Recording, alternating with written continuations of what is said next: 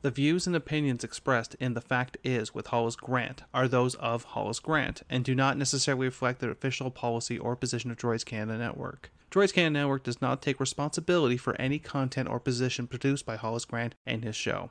Listener discretion is advised.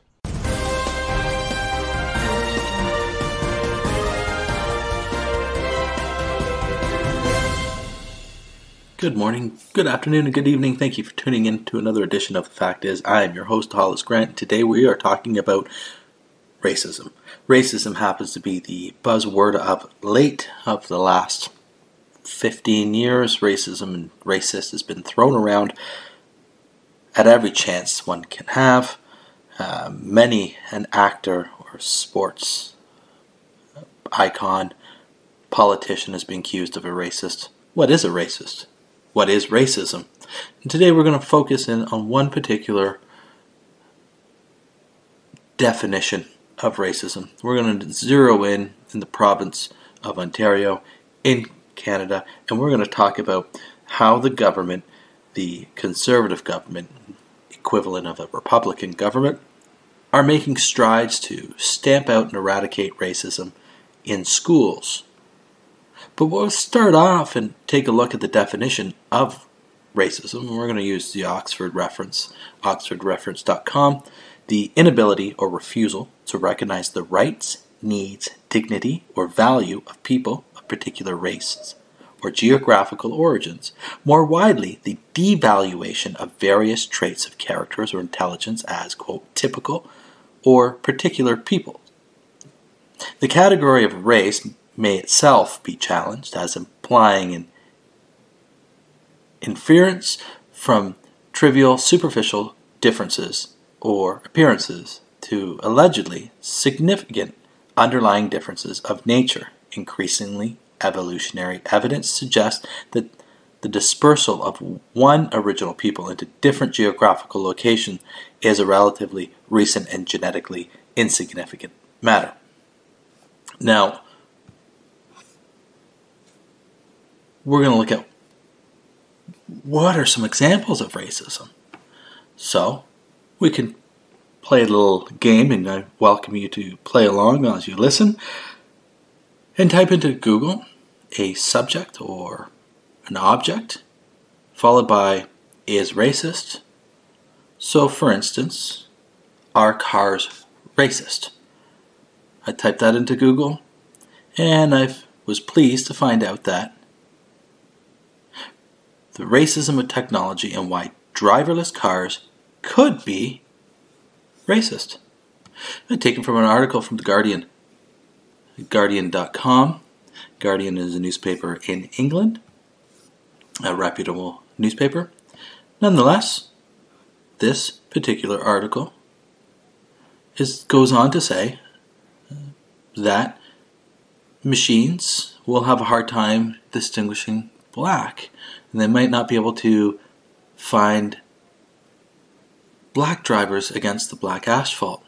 So it might have a harder time. So it may be that this technology used will be racist. Inherently, it will be racist and will potentially kill more black people at an alarming rate than white people.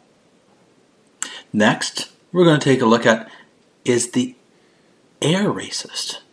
Could the air that you breathe be racist? Well, according to The Independent, another English newspaper, this is an article dated from April 29th, 2021. By typing in Google, is air racist? Air pollution in the U.S. is racist, a new study finds. So the air pollution is racist. So a new study has found that ethnic minorities in the U.S. live and work in areas of poorer air quality than white people. Non-white Americans breathe worse air than the white ones in a new scientific study.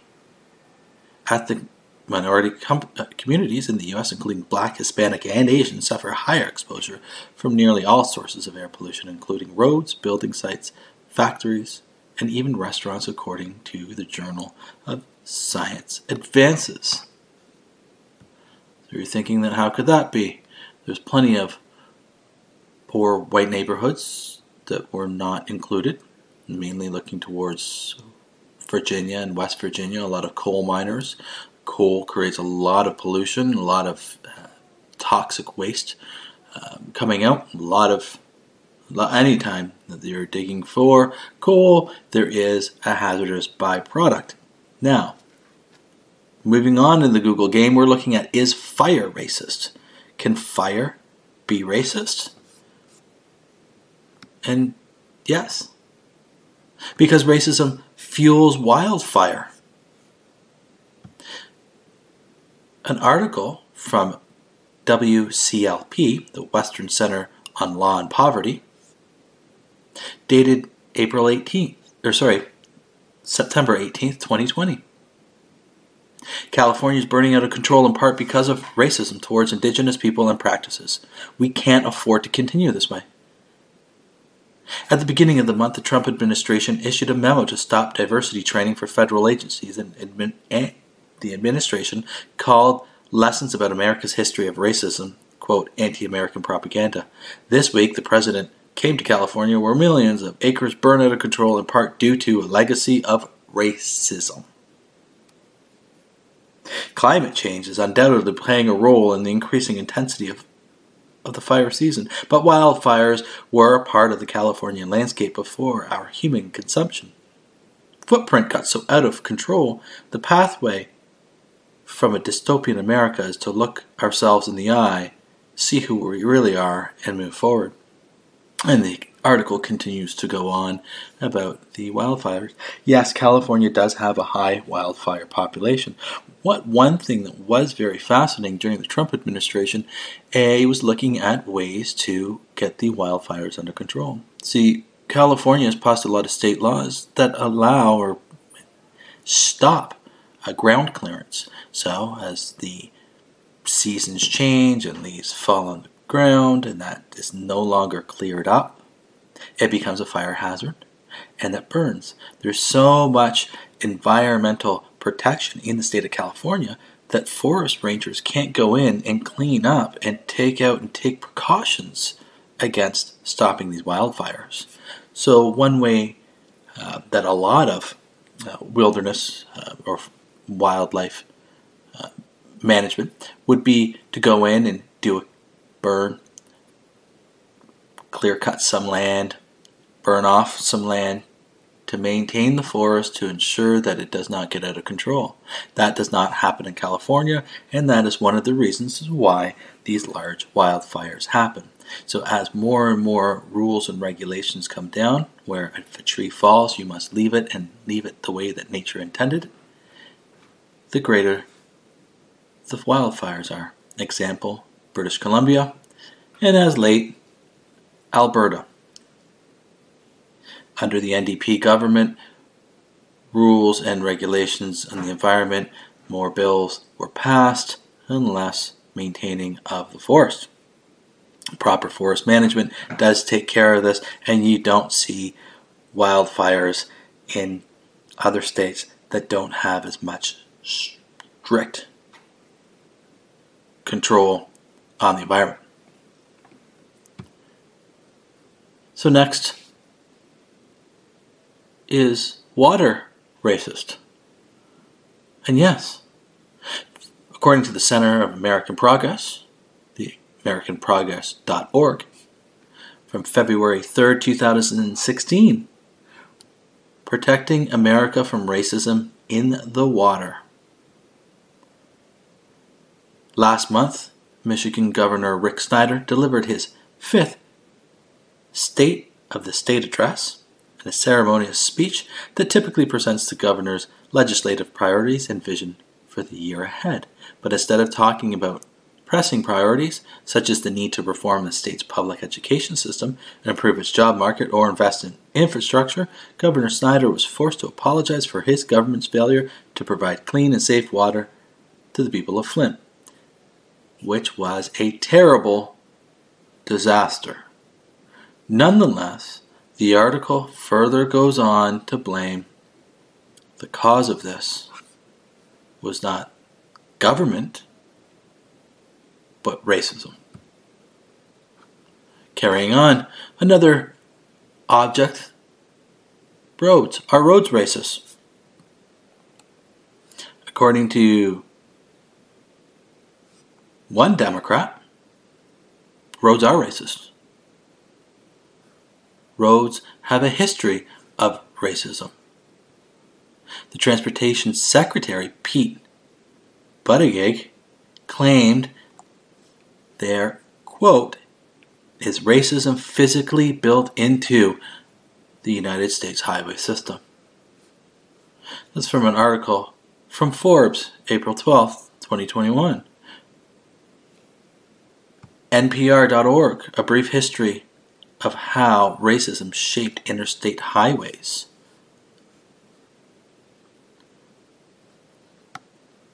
Roads are inherently racist.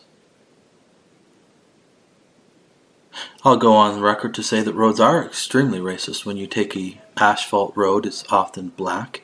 The black road goes on for miles and miles and represents black people. What controls cars and where to go? White lines. White lines tell you when to go and where to stop. You must stop before the white line. A small minority of white lines on the majority of black people. Black society has been downtrodden and oppressed. These white lines that represent a small number of the population, the global population, have controlled people that are not white, and everyone must follow the rules of the white lines. Racism is everywhere on a road.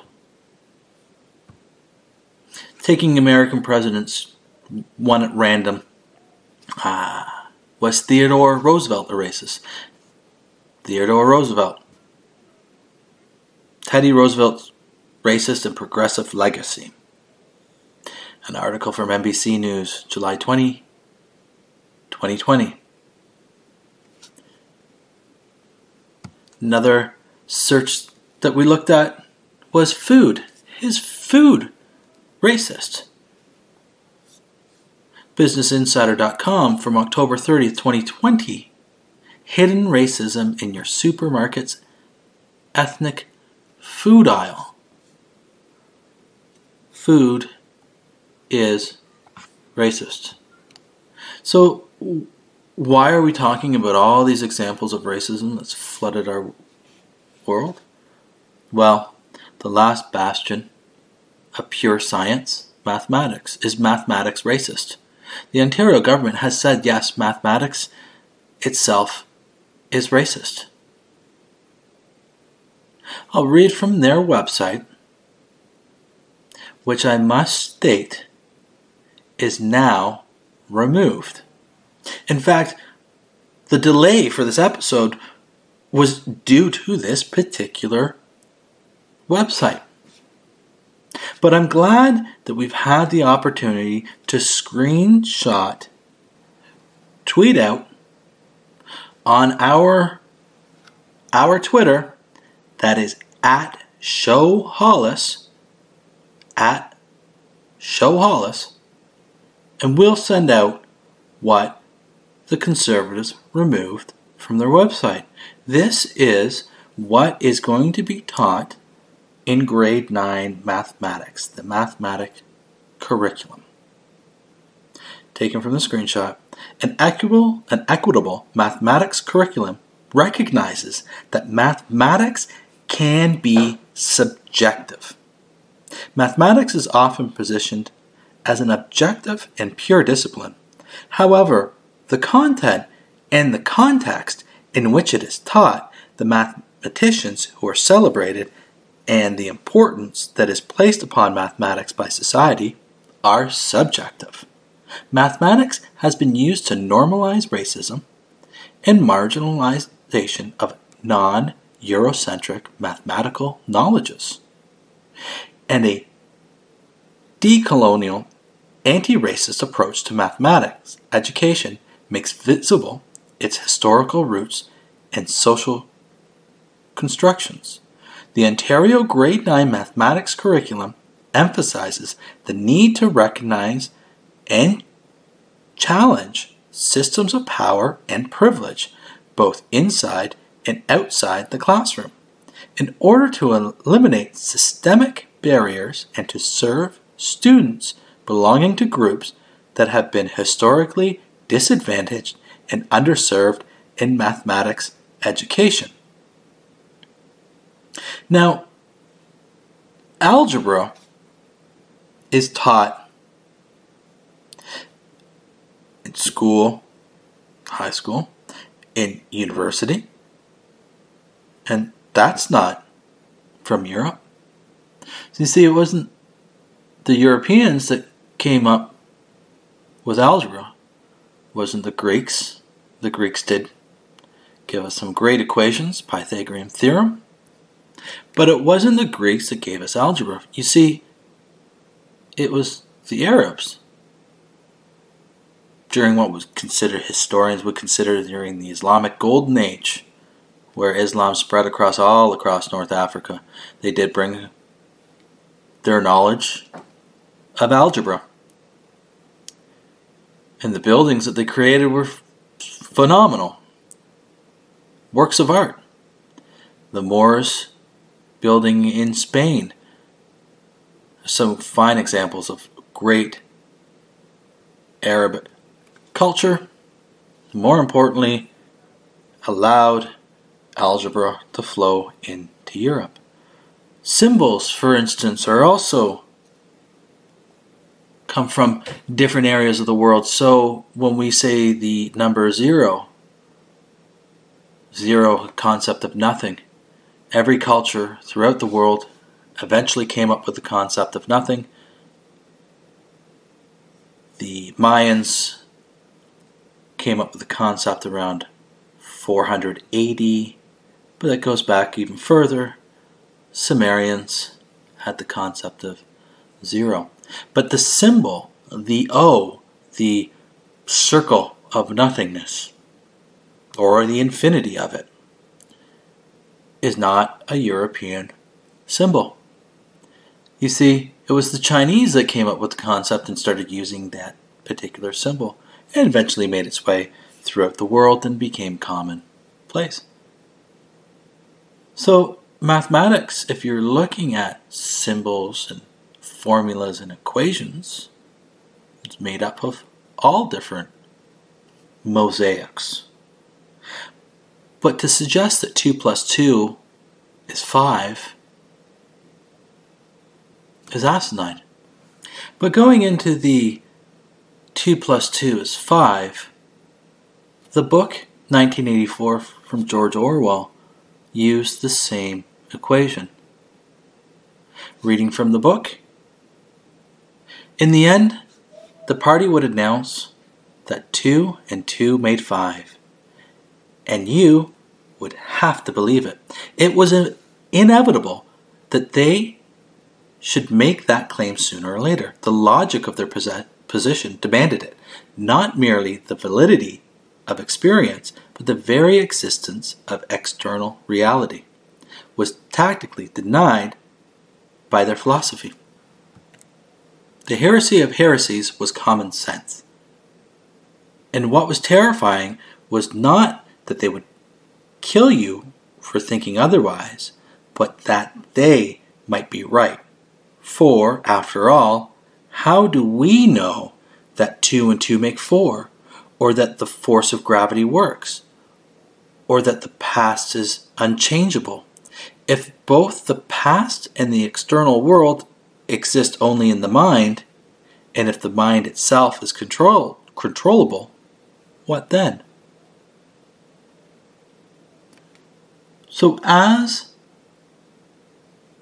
math progresses in grade 9, and they teach about racism in numbers, and they teach about different cultures experience different things, let me ask you, how much weight does a bridge hold? How much weight can a particular angle hold? These are questions that engineers must answer for the safety of our lives. Because if math isn't pure and it isn't right, bridges will fall and people will die. Engineers will not be produced in the province of Ontario if math is not pure. There is no racism in math. Math is a language of numbers.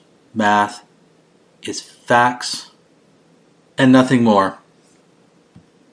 It is a pure science, and it must remain a pure science. For the only racism that numbers would have had is